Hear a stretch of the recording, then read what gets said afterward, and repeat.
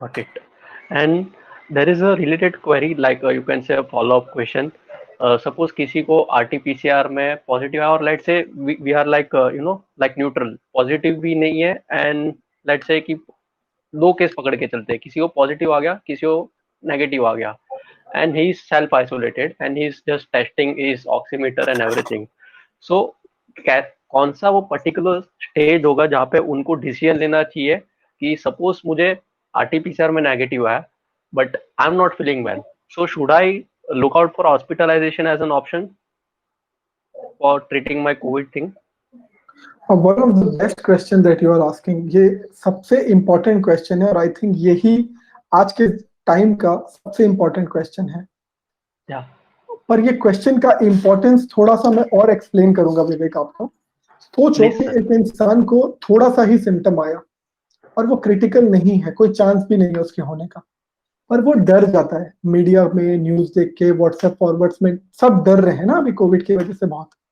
तो वो जाके हॉस्पिटल में एडमिट हो जाता है, 7-8 दिन रहता है और उसके बाद डिस्चार्ज होके आ जाता है. क्या होता है विवेक ऐसा करने पे? ऑक्सीजन का एक बेड, हॉस्पिटल का एक बेड, हॉस्पिटल का एक ऑक्सीजन सिलेंडर 6 दिन तक, यानी लगभग 200 से 300 घंटे तक ऑक्यूपाइड रहता है आपके लिए, एक इंसान के लिए जिसको प्रैक्टिकली कोई खतरा भी नहीं था. ठीक है. और उस 200 घंटे, 240 घंटे यानी 10 दिन एक दूसरा इंसान जिसको बहुत ज्यादा जरूरत है इन सब की, तड़प रहा है और ढूंढ रहा है उन चीजों को. पर आप कैसे समझोगे कि आपको इसका जरूरत है या नहीं? आप कैसे समझोगे कि मैं जाऊं या फिर मैं रुकूं घर पे और किसी और को वो सुविधा लेने दूं? सबसे पहले अपना ऑक्सीजन लेवल मॉनिटर करते रहिए. आपका SpO2 कितना है? लोग डर जाते हैं कि 92 हो गया. 92 में नहीं डरना है. आपका लगभग 3 से 4 बार जब 92, 93 आए तो उसका मीनिंग है कि आपका SpO2 यानी ऑक्सीजन कम हो रहा है. ठीक है. ओके. जब एक रीडिंग में आप कभी कई बार बैठे रहते हैं, सो के उठते हैं और ऑक्सीजन थोड़ा कम आता है, तो कुछ पेशेंट्स हैं मेरे जो बहुत डर जाते हैं और मैं उनको बहुत देर फिर प्यार से समझाता हूँ कि नहीं, एक बार कम होने से नहीं डरो. लंग का कैपेसिटी कम है ये तब समझेगा जब ये 3 से 4 बार कम आए अलग अलग टाइम पे. एक.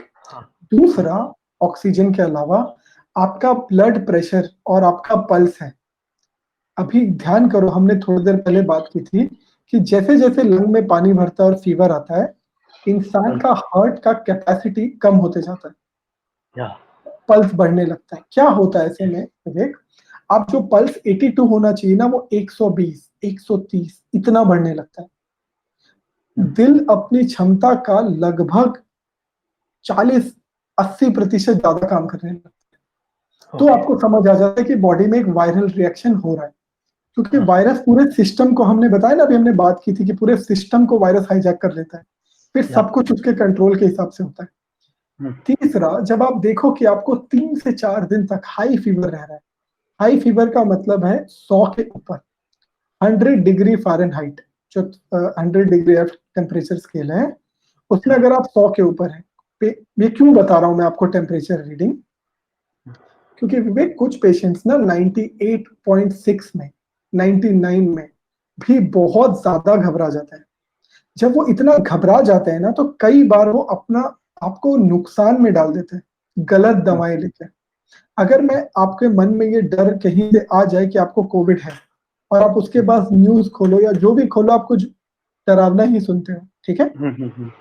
तो आप बहुत सारी दवाइयां लेने लगते हो, कभी क्रॉसिन खाने लगते हो, कभी पैरासिटामोल, कभी. और जो कोविड के एक्चुअली सिम्टम थे ना आपको, वो हमको देखने ही नहीं समझ आए. डॉक्टर फिर समझेगा ही नहीं कि आपको क्या है.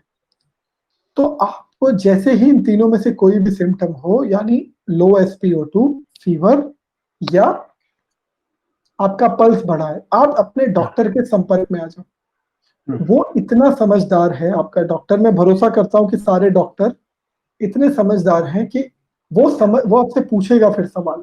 अच्छा, ब्लड प्रेशर कितना है? अच्छा, कल कितना था? एनर्जी लेवल क्या है? खाना खाने का मन कैसा है? गले में कितनी खराश है?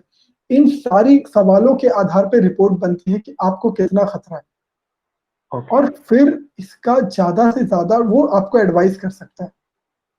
Okay. अगर हम ऐसा नहीं करेंगे ना विवेक, हम सब ये जिम्मेदारी नहीं लेंगे, तो बहुत दुख का बात है और डर का भी कि वही होगा जो दिल्ली में हो रहा था कुछ दिन पहले। कई सारे Yeah. लोग कई सारी जगह हॉस्पिटल बेड्स के लिए और ऑक्सीजन सिलेंडर्स के बिना एक बहुत अजीब तरीके की मौत को देखना पड़ा हमें, हमारे देश को। सोचो विवेक इस बात का मतलब कि एक इंसान का हॉस्पिटल में एडमिट होने के बाद, आईसीयू मिलने के बाद, ऑक्सीजन नहीं मिलने से उसका डेथ हो जाता है। आपने देखा होगा ये न्यूज़ राइट? 12-15 ऐसे लोगों का डेथ होता था। और जब बाद में पता चला तो पता चला कुछ लोगों ने ऑक्सीजन के कई सारे सिलेंडर बेचने के लिए अपने पास इकट्ठा करके रखे थे। Yeah, they started hoarding. But ये क्यों होता है? क्योंकि उनको पता है कुछ लोग डर जाएंगे और वो बहुत ज्यादा पैसा देंगे इसका। और ये गलत है। ये रीजन है कि हम सबको कोविड से सीखना है कि हमको एक दूसरे की मदद करनी है। और जैसे अगर आपका काम शेयर्स मार्केट में है, किसी का काम मिलिट्री में है, किसी का काम खाना बनाने का है, तो मैं एक आर्मी ऑफिसर को जाके बंदूक चलाना नहीं सिखा सकता ना। उस बेचारे को ट्रेनिंग मिली है 5-6 साल की। आप अपने कुछ दिन के लिए अपने डॉक्टर के हाथ में अपने स्वास्थ्य की जिम्मेदारी दे दें, उससे बिल्कुल टच में रहें। लेकिन आप घबराएं नहीं, आप आधी मुसीबत घबरा के पैदा कर देते हैं अपने लिए। Means panic नहीं होना है. Panic You have to be बिल्कुल very नहीं calm. होना है। हम आराम से ट्रीट करेंगे और सबकी जान बचेगी। Yes, sir. लेकिन हम तब नहीं बच पाएंगे, एक जब हमने कोविड को अपने अंदर घर करने दे दिया, और दूसरा जब हम बहुत ज्यादा पैनिक में चले गए। Yeah. ये तो बिल्कुल अलाउड नहीं है, बिल्कुल भी परमिशन नहीं है इसके पैनिक Okay. होने। So even if somebody is unfortunately tested positive, you have to keep his calm as much as possible, and you should not panic.